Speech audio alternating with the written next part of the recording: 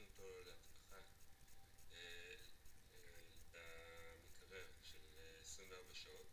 עכשיו אני הולך להוציא אותו ולהכין אותו להפתחה השנייה, מתוך כוונה לאפות אותו היום בצהריים. הזמן שהוא צריך עד בין ההפתחה השנייה להפתיע תלוי בטמפרטורה. היום יום חורף ודי קר פה, טמפרטורה של סביבות 19 מעלות. זה ייקח קצת זמן עד שהוא יתפח, משהו כמו 4 שעות.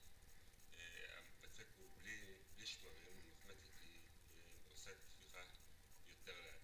אז אני אציע עכשיו את הבצק מהמקרר.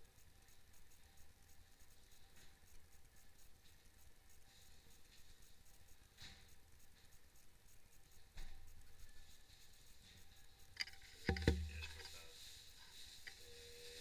הבצק.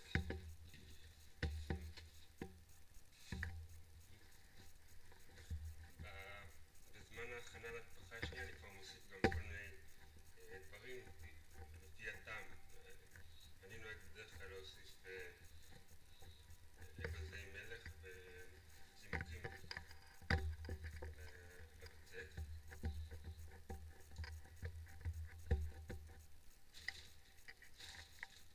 אני שובר קצת אגוזי מלך.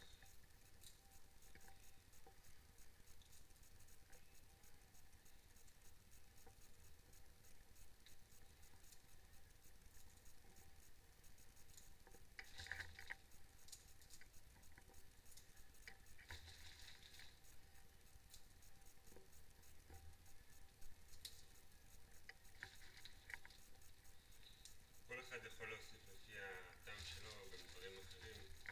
גם בקמחים ששמתי אתמול אפשר לעשות בחירות שונות. מה שחשוב זה תמיד לשמור על הכמות של הגלוטן. למשל בקמח שיפון ובקמח קוסמין יש פחות גלוטן, אז צריך להוסיף יותר. בקמח לחם שמבוסס על קמח חיטה שיש בו יותר גלוטן, אז אפשר